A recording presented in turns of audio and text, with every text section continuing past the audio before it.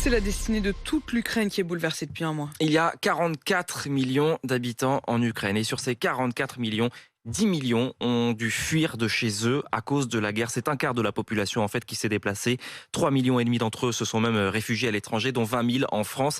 Ils arrivent surtout en train comme à Paris, à la gare de l'Est, où la Croix-Rouge a de plus en plus de faire face à l'afflux de réfugiés. Alexis Vergerot. Des larmes sur le visage. Après 3 jours de voyage, Yulia et Catherine, 30 ans toutes les deux, viennent d'arriver en France. À la sortie du train, elles pensent à ceux qu'elles ont laissés derrière elles pour fuir la guerre en Ukraine. Nos maris sont restés à Kiev. C'est très triste parce que nous les aimons.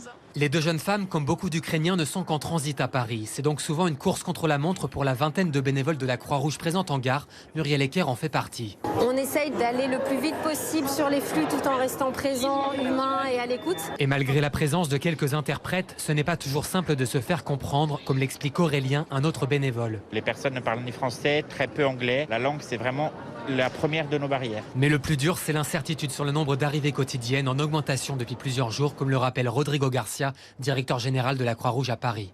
On peut parfois avoir une cinquantaine de personnes, on peut en avoir 200. Il y a quelques jours, on s'est retrouvé à avoir par exemple plus d'une centaine de personnes qui sont arrivées avec une trentaine de familles à 23h30. Il a fallu trouver une solution pour ces personnes. L'urgence pour lui, c'est désormais de recevoir des dons financiers. Il en appelle à la générosité des Français.